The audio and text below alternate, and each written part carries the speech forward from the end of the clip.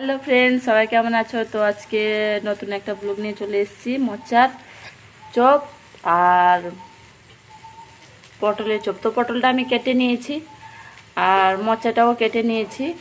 তো চলো দেখতে থাকো রেসিপিটা কীরকম করি।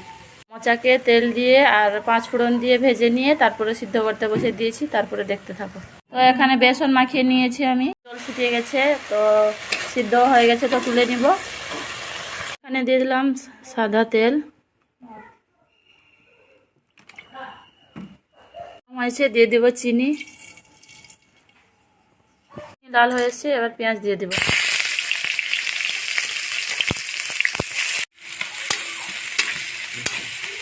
এবার দিয়ে দিব আদা রসুনের পেস্ট,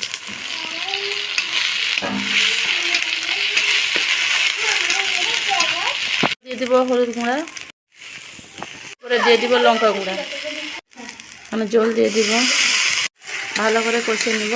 তো কষানো হয়ে গেছে, এবার ঢেলে দিব মোচা।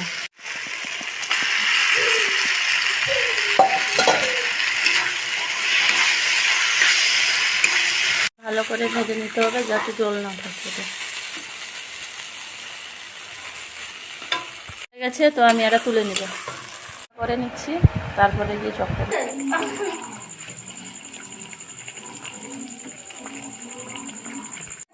এই যে পুরো দোকানের চপের মতন হয়েছে। দিয়েছি কালো জিরে, মাখিয়ে নেব। যে মশলা করেছিলাম মোচা, তো সেটার মধ্যে দিয়ে দিয়েছি। এবার ডিবিয়ে ছেঁকে নেব। তো এখানে বেসন বেশি হয়ে গেছিলো, তার জন্য আমি পেঁয়াজ এরকম কেটে গোল গোল করে বেসন দিয়ে ছেঁকে নেব। রেডি হয়ে গেছে চপ আর পেঁয়াজি আর পটলের চপ। এই যে দেখো কিরকম হয়েছে, খাও। কেমন হয়েছে?